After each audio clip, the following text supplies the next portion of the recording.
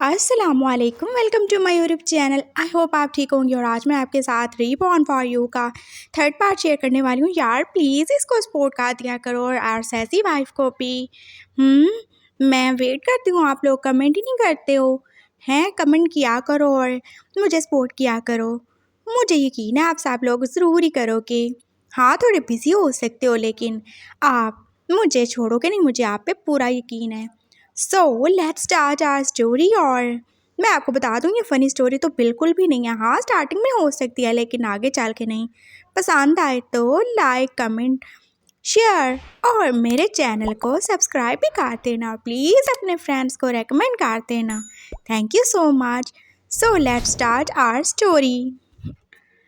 वो शियान जो कि एकदम से वांगजी को पकड़कर आप उस आग के करीब ही ले गया था और आग को देख के तो वांगजी को जाने क्यों ही हद से ज़्यादा ही डर आ रहा था।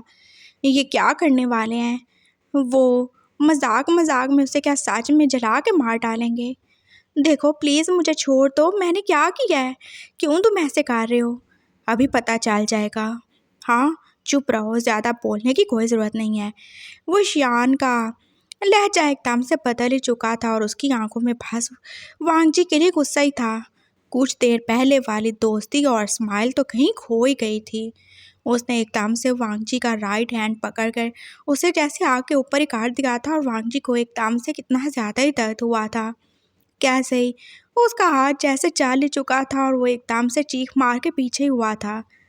उसके तो आंसू भी निकल आए थे। कोई इतना भी जालिम कैसे हो सकता है? वो कैसे एक जिंदा इंसान को ऐसे आग में जला ही सकते हैं? वो बस रो ही रहा था अपना हाथ पकड़ कर। और वो शियान जो कि उसके हाथ को देख ही रहा था, वो जो पहले अभी सीरियस था एकदम से कितना ज़्यादा ही परेशान हो गया था। और वांगजी ने देखा था उसकी आंखों में तो आंसू ही थे। हाँ, पहले मारते हो, जलाते हो और फिर रोना शुरू कर देते हो। वांगजी पास रोते रोते ही बोला था और उसके हाथ में कितना ज़्यादा दर्द और जलन ही थी। मुझे माफ़ कर दो, मुझे माफ़ कर दो। वो शियान ने बस इतना ही बोला था और उसने एकदम से खींच के वांगजी को अपने सीने से ही लगा लिया था। दूर हटो मुझसे, गंदे आदमी, फटे हुए कपड़ों वाले आदमी। वो रोते हुए बोल रहा था और उसे हाथ से ज़्यादा गुस्सा आ रहा था इस जंगली पे।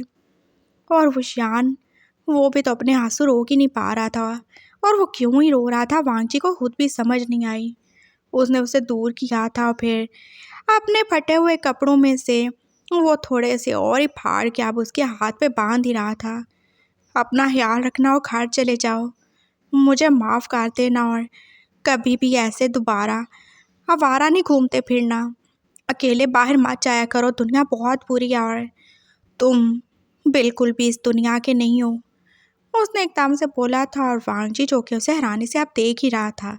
ये क्या ही चीज़ था? कौन ही था ये जंगली आदमी? कौन हो तुम? और इतने अच्छे कैसे हो गए कि मुझे एकदम से छोड़ ही दिया? हाँ, बताओ, क्यों छोड़ रहे हो? मुझे मारोगे नहीं, जलाओगे नहीं, पकाओगे नहीं, खाओगे नहीं? अरे नहीं, कुछ भी करना मैंने, चले जाओ यहाँ से। वो शियान ने बस बोला था और उसके सिपाही भी आगे ही आगे थे। जब कमांडर तुम्हें कह रहे हैं कि चले जाओ, तुमने सुना नहीं? कमांडर? वांगजी को एकदम से जैसे आप पूरा का पूरा झटका ही लग चुका था। ये और कमांडर? अरे वाह, ये क्या बात हुई? कमांडर कहाँ और ये कहाँ? मैंने देखा है कमांडर को, हाँ मैं जानता हूँ अच्छे से। वो कितने अच्छे कपड़े पहनता है, मैंने कभी भी उसके ऐसे कपड़े तो नहीं देखे। वो हमेशा अपने मास्क से खुद को छुपा के रखता है। उसके बाल इसकी तरह बिखरे हुए नहीं होते। और वो बहुत ज़्यादा हैंडसम है। मुझे सब पता है, ये कमांडर नहीं है, मैं कमांडर ही हूँ। समझ आई तुम्हें? और मुझे नहीं पता था कि ऐसे जंगलों में भी लोग पागलों की तरह घूमते फिरते हैं। मैं जब तुम्हारे शहर में आता मैं तब वैसा ही होता जैसा तुमने मुझे देखा था। और तुम कितने ज़्यादा झूठ बोल रहे थे। मैं तुम्हारा दोस्त हूँ, मैं तुम्हारे बहुत ज़्यादा करीब हूँ। अगर मैं चाहूँ ना तो ये सब झूठ बोलने के चक्कर में तुम्हें वहाँ पे लेके जा सकता हूँ मैं हीलिंग में। और तुम्हारे साथ मैं क्या ही कर सकता हूँ तुम कभी सोच भी नहीं सकते। अपनी इस दो गाज की चलती हुई ज़ुबान को ब्रेक लगाओ और यहाँ से चले जाओ। मैं तुम्हें कुछ भी नहीं कर रहा, लेकिन मुझे नहीं पता मैं कब तक कि अपना गुस्सा रोक पाऊँगा। चले जाओ यहाँ से और अपना ख्याल रखना। और खबरदार जो अकेले ऐसे जंगल में घूमते हुए तुम मुझे दोबारा नजर आए तो तुम्हारे लिए बिल्कुल भी अच्छा नहीं होगा। वो शियान ने गुस्से से ही बोला था और वांग जी उसकी तरफ देख ही रहा था। अरे क्या ये सच में कमांडर है? उसका प्यार जिसे वो इतना ज़्यादा एडमायर करता है और उसके सामने उसने उसी की झूठी सच्ची तारीफ़ें कर दी। मैं नहीं मानता तुम कमांडर हो, मैं जानता हूँ उसे। तुम जाते हो कि नहीं? एक आदमी ने अपनी तलवार ही निकाली थी और वांग जी पास भागने लगा। हाँ जा रहा हूँ, डराते क्यों हो, मारते क्यों हो? मुझे लड़ाई झगड़ा बिल्कुल भी पसंद नहीं है। मेरे पास अपने बाबा की तलवार है, लेकिन मुझे बिल्कुल भी अच्छा नहीं लगता किसी के साथ झगड़ा करना। लेकिन मैं अच्छे से जानता हूँ ये कमांडर नहीं है। और तुम हाँ जंगली आदमी, तुम याद रखना, मैं ऐसे ही तुम्हें छोड़ने वाला नहीं हूँ। तुम मुझे लेकर आए, मुझे रस्सियों से बांधा और मेरा हाथ भी जला डाला। मैं कभी तुम्हें माफ़ नहीं करूँगा। तुम देखो अब मैं करता क्या हूँ। मैं कोई एम ही नहीं हूँ, मैं वांगजी हूँ। हाँ, सैक लीटर का बेटा और दूसरे सैक लीटर का भाई हूँ मैं। जा रहा हूँ मैं। वो बस भागते भागते जा रहा था और उसे कितना ही ज़्यादा दुख हो रहा था कि ये जंगली आदमी कभी भी कमांडर नहीं होना चाहिए। हाँ बिल्कुल भी नहीं। वो सब झूठ बोल रहे हैं जैसे उसने झूठ बोला। वो ज़रूर ही प्रिंस को जाके शिकायत करेगा, ऐसे बिल्कुल नहीं चलने देगा। अरे कोई भी उठ के मुंह उठा के आ जाएगा और बोलेगा कि वो कमांडर है, उसका प्यार है, तो कोई आप मान लेगा वो? हाँ उसे पता है, उसने बताया कि वो कमांडर को जानता है, इसीलिए तो उस जंगली ने झूठ बोला ताकि वो वांगजी के करीब हो सके। गंदा कहीं का फटे कपड़ों वाला मनहूस आदमी। वांगजी जा रहा था और उसका मूड हद से ज़्यादा ही ऑफ था। वो उसको यानी कि वो शियान को बुरा भला ही कह रहा था, उसे एक जंगली आदमी कह रहा था। और तभी एकदम से जैसे वो किसी जिन की तरह उसके आगे ही आके खड़ा हो गया था। तुम फिर से आ गए? हाँ, अब कुछ रह गया है? मुझे माफ़ कर दो तुम। मैंने तुम्हें दर्द दिया ना। मैं ऐसा नहीं करना चाहता था, लेकिन मुझे करना पड़ा। मुझे माफ़ करोगे ना तुम? हाँ ठीक है, माफ़ कर दूँगा। मेरा दिल बहुत ज़्यादा बड़ा है, लेकिन इतनी जल्दी भी नहीं, इतना भी बड़ा नहीं है। मुझे माफ़ कर दो। मैं सच में बहुत ज़्यादा शर्मिंदा हूँ। वो शियान आगे बढ़ा था और वांगजी पीछे ही हुआ। क्या कर रहे हो जंगली आदमी? पीछे हो जाओ, मेरे करीब मत आने की कोशिश करो। मैं बता रहा हूँ मैं बहुत बुरा हूँ। तुम बुरे हो, लेकिन तुम्हारा कोई कसूर नहीं है। मुझे माफ़ कर दो बस तुम। अरे हाँ सही है, माफ़ किया। जाओ जाओ जाओ यहाँ से। वो बस पीछे ही हट रहा था और उससे वो शियान के इरादे कुछ अच्छे नहीं लग रहे थे। और वो शियान ने एकदम से उसका बाजू पकड़ के उसे फिर से खींच लिया था अपनी तरफ। वो उसे कितने ज़ोर से हाथ काट चुका था और वांगजी चो के पास उसे अब पांची मार सकता था। अरे छोड़ो जंगली आदमी, मुझे छोड़ो, मेरे साथ ज़्यादा करीब होने की कोशिश मत करो। तुम जानते नहीं हो मैं कौन हूँ। हाँ, दो आदमियों को टपका चुका हूँ मैं, और तीसरे तुम ना बन जाना। छोड़ दो मुझे। वो बस ऐसे गुस्से से बोल रहा था और वो शियान तो उसे छोड़ ही नहीं रहा था। वो एकदम से उसके करीब हुआ था और वांगजी को लगा, ओ नो, अब ये ज़रूर ही मुझे किस करेगा। उसने एकदम से अपना फेस दूसरी साइड पे कर लिया था। मुझे कोई नहीं किस कर सकता, कोई भी नहीं, सिवाय कमांडर के कोई भी नहीं। उसने बस आंखें बांधी कर ली थी और वो शियान जो कि उसके होंठों पे नहीं बल्कि उसकी नेक पे ही झुक चुका था। वांगजी की आंखें बंद थीं और उसे एकदम से जैसे कितना ज़्यादा ही दर्द हुआ था अपनी गर्दन में, और उसकी आंखें जैसे किसी झटके के साथ ही खुली थीं। वो शियान क्या ही काट चुका था। वो उसे कितनी ज़ोर से बाइट काट के माँ की तो काट चुका था। और वांगजी, वो तो जैसे अब कुछ बोलने के काबिल ही नहीं रहा था। ये जंगली आदमी ऐसे भी काट सकता है, उसने कभी सोचा नहीं। वो उसे धक्का देना चाहता था, उसे कुछ और भी कहना चाहता था, लेकिन उससे तो बोला ही नहीं जा रहा था। उसे इतना ज़्यादा सदमा लग चुका था। तुम ऐसा नहीं कर सकते ना मेरे साथ, क्यों किया तुमने?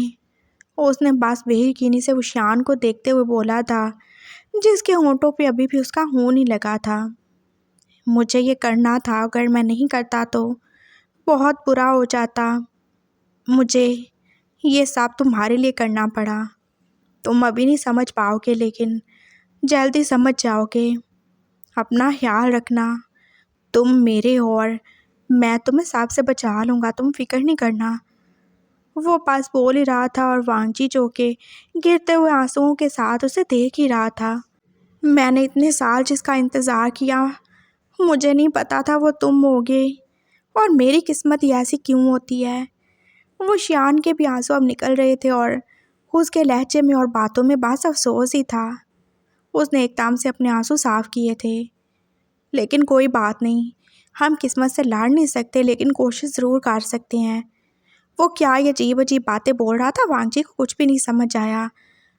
वो शियान की गिरफ्त अब ढीली पड़ चुकी थी और वांगजी के अब फिर से भागने वाला था। वो शियान उसे फिर से ही पकड़ के अपने करीब काट चुका था और इस बार उसने वही किया था जिसका पहली बार वांगजी को डर था। वो उसे उसके होंठों पे उसकी ज़िंदगी का पहला किस दे ही चुका था और वांगजी अब सच में घिर ही जाएगा। आज का दिन हाथ से ज़्यादा मनहूस था उसके लिए। उसने कभी सोचा ही नहीं था कि ऐसा हो सकता है उसके साथ। काश वो निकलता ही नहीं। वो शियान पास चला ही गया था वांगजी को वैसे ही छोड़ के, और उसके होंठों से निकलता खून और उसकी गर्दन से बहता खून उसे जैसे इस बंदे से नफरत ही दिला रहे थे। वो कितना टाइम ही वहाँ पे खड़ा बस रोता रहा था। काश वो एक ओमेगा ना होता, काश वो कमज़ोर ना होता, तो वो इस आदमी का सर इसकी बॉडी से अलग ही काट देता। वो कितना ज़्यादा रो रहा था और उसे हाथ से ज़्यादा ही दुख था। वो ऐसा क्यों ही है, क्यों वो किसी के खिलाफ लड़ नहीं सकता। वो अकेले में तलवार चला लेता है लेकिन किसी के ऊपर वार नहीं कर सकता। वो अब रोते रोते घर ही जा रहा था और भाभी जो उसे देख के आगे ही पड़ी थी।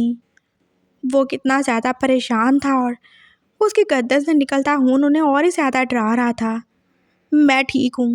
वो अपने कमरे में चला गया था और उसने दरवाज़ा बंद ही कर दिया और 3 दिन तक तो वो बाहर ही नहीं निकला था।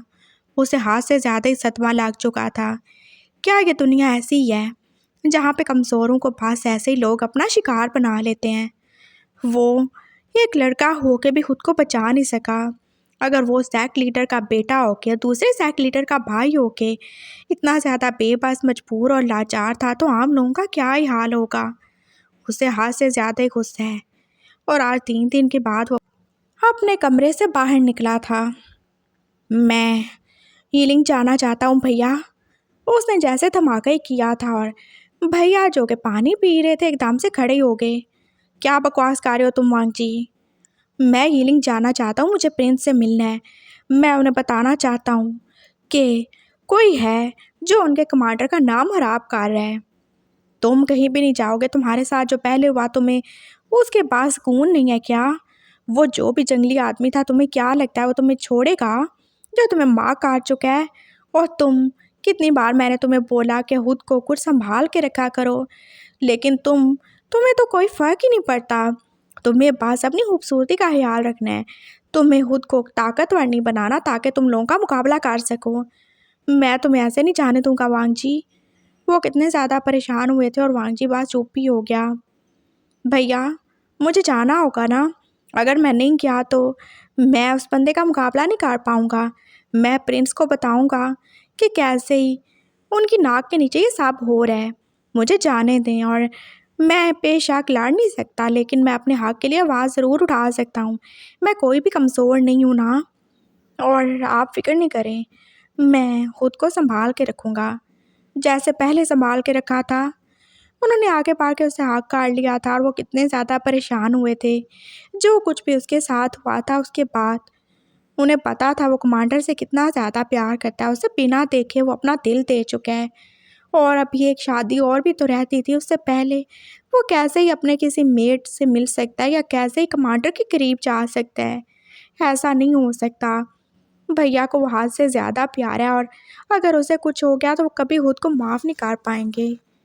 तुम सच में चले जाओगे क्या? हाँ मैं जाऊँगा। और रास्ते में एक नदी है ना, मैं उसे पार कर लूँगा। आपको पता है ना मैं कर सकता हूँ ये। सही है। जाओ और अपना ख्याल रखना। कब तक आ जाओगे? मैं तुम्हारा इंतज़ार करूँगा। आ जाऊँगा जल्दी भैया, फ़िक्र नहीं करें। और अगर ना आ सका तो मैं आपको पैगाम भिजवा दूँगा। कबूतर है ना मेरे पास। उसने अपने उस प्यारे से कबूतर की तरफ इशारा किया था जो कि उसके लिए एक पोस्टमैन ही तो था। हाँ सही है। भैया मान चुके थे और भाभी जो के वो उसके कपड़े उसको दे ही रही थी। ये ले जाना, पता नहीं तुम कब भी वापस आओ। हाँ शुक्रिया। और युआन तुम अपना ख्याल रखना, मैं जल्दी आऊँगा। उसने बस युआन को प्यार किया था और फिर वो चला ही गया। वैनिंग तो अभी तक वापस ही नहीं आया था, लेकिन वो ज़रूर अकेला ही जाएगा। उसे पास प्रिंस से बात करनी है। ऐसे कैसे कोई उसके साथ कर सकता है, वो प्रिंस को बताएगा। कैसे ही लोग नकली कमांडर और नकली फौज बांध के घूमे ही जा रहे हैं। वो शियान जो कि वापस आ चुका था और वो कितना ज़्यादा दुखी और कितना ज़्यादा ही परेशान था। जी जो कि उससे पूछना चाहती थी लेकिन वो नहीं पूछ पाई थी। क्या हुआ कमांडर, आप इतने ज़्यादा परेशान क्यों हैं? ये उसकी आर्मी का एक बंदा था जो कि उसकी तरफ देख ही रहा था। क्या मुझे परेशान नहीं होना चाहिए? हाँ। क्यों परेशान होंगे आप और किस वजह से? क्या वो वही था? हाँ वो वही है। और तुम जानते हो वो मेरा मेट है। वो मेट जिसे मैं पिछले 8 सालों से ढूंढे जा रहा हूँ। जब पापा ने मुझे बताया था कि मेरा कोई मेट है जो कि मुझे मिलेगा तब से, और मुझे मिला भी तो देखो कैसे, और वो कौन ही है। मैं क्या करूँगा, मैं उसे कैसे बचाऊँगा? आप उसे बचाएंगे क्यों? आप एक प्योर ब्लड एल्फ हैं और आप बहुत ज़्यादा नेक हैं। आपने कितनी ज़्यादा मेहनत की है, कितना ज़्यादा खुद को दर्द दे के आपने ये सब हासिल किया है। आप प्रिंस हैं, आप हमारे कमांडर हैं। आप ऐसे कमज़ोर नहीं पड़ सकते। हाँ मैं जानता हूँ, मैं प्रिंस हूँ, मैं कमांडर हूँ। मेरा फ़र्ज़ है कि मैं अपने लोगों की हिफाजत करूँ, लेकिन मैं अपने दिल का क्या करूँ? और उसका क्या? उसका भी तो कोई कसूर नहीं है। क्या मैं उसे ऐसे ही मार डालूँ? क्या चाहते हो तुम? आपको उसे मारना ही पड़ेगा और आपको पता है ना, ये काम आप ही कर सकते हैं, और अगर आपने उसे नहीं मारा तो वो सबको मार डालेगा, और अगर उसने नहीं मारा तो वो ज़रूर इस आपको मार डालेगी जो कब से उसका इंतज़ार ही कर रही है। आप किस किस से लड़ेंगे कमांडर? क्या आप उस टाइम से लड़ सकते हैं जो कब से उसका इंतज़ार कर रही है, या आप उस शैतान से लड़ सकते हैं जो कि उसकी बॉडी के अंदर है, या आप अपने लोगों के खिलाफ जा सकते हैं जिनको पता चलेगा कि आपका मेट कोई और नहीं एक शैतान है। बताएं क्या करेंगे आप, किस किस के खिलाफ जाएंगे? वो सब आपको अपना मसीहा समझते हैं, आपसे प्यार करते हैं, और क्या आप सिर्फ अपने दिल के लिए, सिर्फ इस एक लड़के को बचाने के लिए सबके खिलाफ चले जाएंगे? बोलें। मैं कुछ भी करूँगा शीहिन, लेकिन मैं कुछ कार्य के ही रहूँगा, और वो मेरा मेट है, उसे बचाना मेरी जिम्मेदारी है। मैं ऐसे नहीं छोड़ सकता उसे, जब उसका कोई कसूर भी नहीं है। उसने किसी मासूम को नहीं मारा और ना ही उसने कभी भी किसी को नुकसान दिया है। तुम जानते हो जब उसका हाथ मैंने आग पे रखा तो मैंने क्या ही देखा था। उसका पास्ट अभी तक बिल्कुल क्लियर है। हाँ, उसके कर्ज की वजह से वो 2 लोग मार चुके हैं, लेकिन उसने जानबूझ के आज तक किसी का बुरा नहीं किया। उसका दिल बहुत ज़्यादा मासूम है, किसी फरिश्ते की तरह। उसका क्या कसूर है जो मैं उसे मार डालूं? देख लीजिए कमांडर, जैसे आपको सही लगे। वो आदमी जा चुका था और वो शियान जो कि अब पास घूम ही रहा था। उसे वापस आए अभी कुछ ही टाइम हुआ था और उसके सारे स्टूडेंट अभी सो ही चुके थे। उसका दिल बिल्कुल भी नहीं लग रहा था। वो कितना ज़्यादा बेचैन था वांग जी को देखने के बाद। उसे पहली नज़र में देख के तो वो जान गया था ना, उसका वो मेट है। लेकिन जब उसने उसके अंदर के उस शैतान को देखा था तो वो कितना ज़्यादा ही डर गया था। वो क्या करेगा? वो एक नॉर्मल इंसान भी तो हो सकता था, लेकिन वो क्यों है? वो क्यों वो शैतान है जिसे वो कब से ढूंढे जा रहा है? ओ खुदा, मैं क्या करूं? मैं किधर ही चला जाऊं? मैं उसे नहीं मरने दे सकता। वो मेरी ज़िंदगी है, मैं उसे बचाऊंगा, चाहे मुझे खुद उसके लिए मरना पड़े, लेकिन मैं उसे बचा के ही रहूँगा। मैंने उसे इसीलिए माँ किया ना, ताकि किसी को पता ना चल सके, उसके अंदर की सच्चाई को जान ना सके। वो शान बस ऐसे नदी के किनारे यहाँ से वहाँ घूम ही रहा था, और अभी वो प्रिंस ही था ना। उसे एकदम से ऐसे पानी के हिलने की आवाज़ आई थी। पानी कैसे इतनी ज़ोर से शोर कर सकता है जब कोई तूफान नहीं, कोई बारिश नहीं? ये क्या था? क्या कोई वाटर मॉन्स्टर होगा? उसने अपनी तलवार निकाल ली थी और वो बस देख ही रहा था, लेकिन दोबारा से पानी वैसे ही था। कुछ था, लेकिन क्या था? कौन है यहाँ पे? मेरे सामने आओ, नहीं तो मैं हर चीज़ को बर्बाद कर डालूंगा।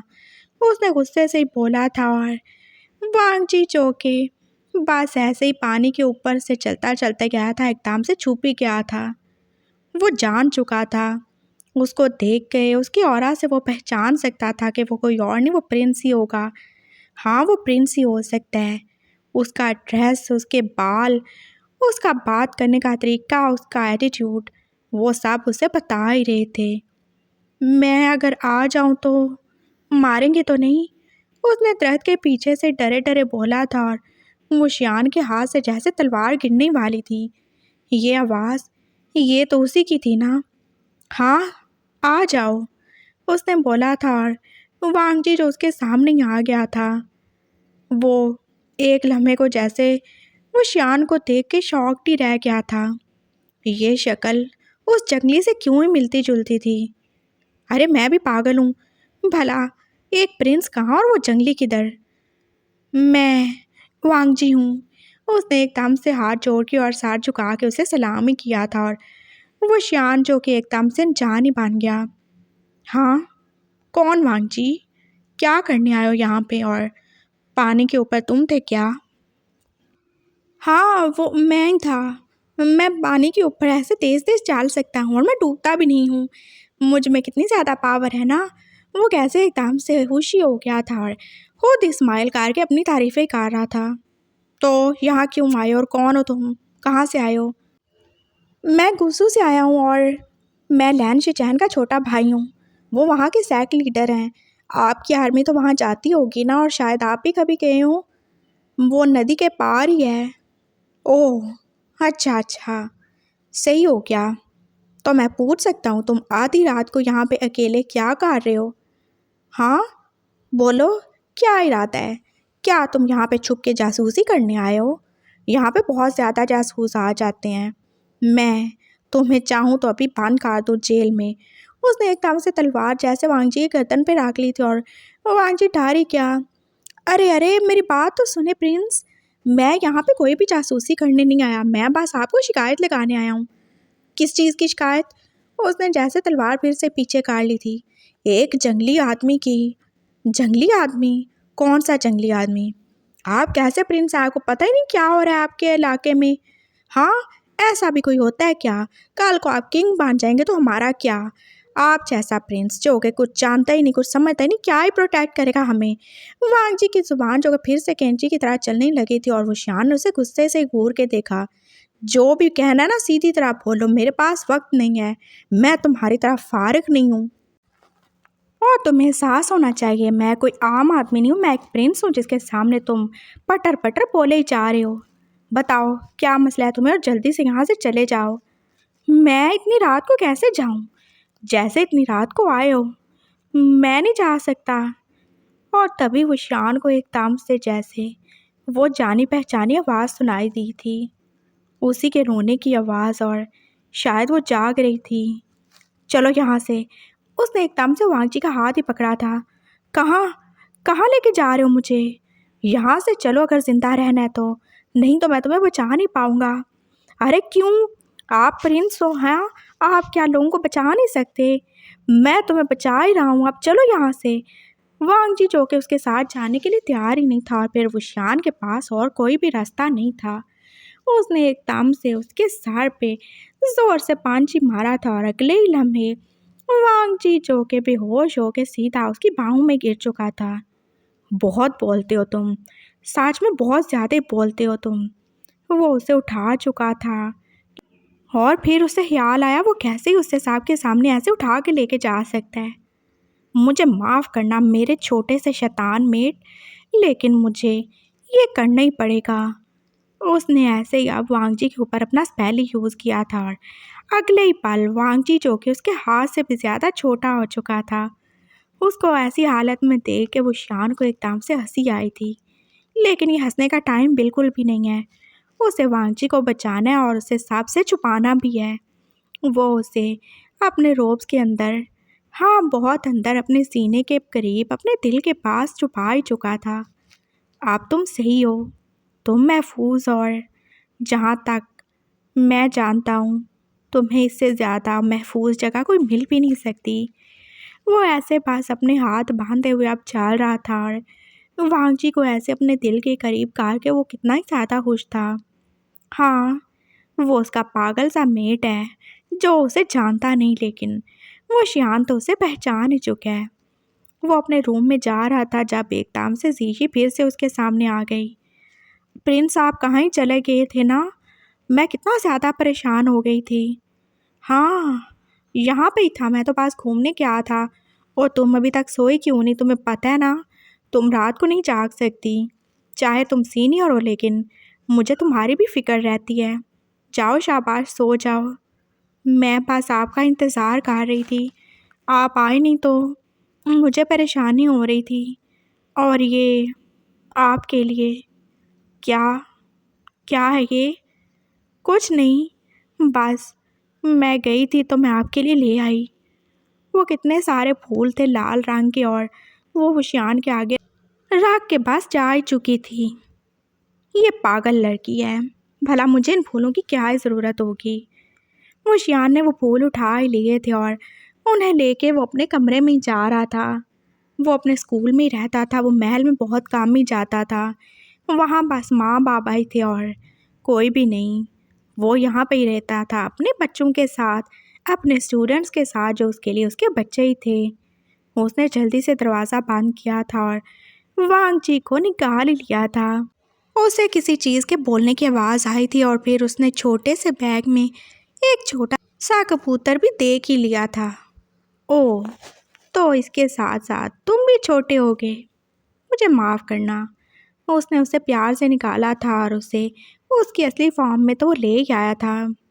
अब तुम जाओ, जाके इसके भाई को बोलो कि ये बिल्कुल ठीक है और जल्दी से आ जाएगा, और अपना ख्याल रखना। उसने जैसे कबूतर को समझाया था और उसके सर पे एक किस भी तो की थी। जाओ शाबाश।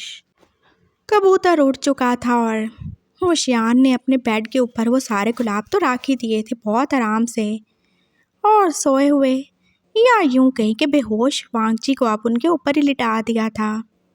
तुम इन फूलों से काम थोड़ी हो, तुम इनसे कहीं ज़्यादा हो। वो उसके पास ही लेट गया था और फिर वो पास उसे देख ही रहा था। मुझे तुम्हें ऐसे लाना पड़ा, लेकिन ये सब तुम्हारे लिए ज़रूरी था। अगर मैं नहीं करता तो मैं साहब को जवाब नहीं दे सकता था। मुझे साहब देखना पड़ता है तो साहब का ध्यान रखना पड़ता है। तुम फिक्र नहीं करो, मैं अभी तुम्हें सही कहा देता हूँ। उसने दोबारा से उसे नॉर्मल कहा दिया था और वांगजी जो अब उसके पास ही लेटा हुआ था, वो शान उसे एकदम से आगे बढ़ के हाकी काट चुका था। कितना सारा सुकून था जो कि उसे वांगजी को करीब करने से मिल रहा था। वो सब भूल गया था वांगजी कौन है, उसकी सच्चाई क्या है। शायद वांगजी उसकी मौत मान सकता है या वो वांगजी की।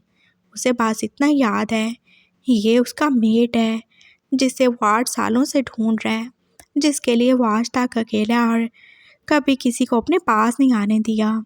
और उसका मेट भी तो बस उसी के लिए है ना।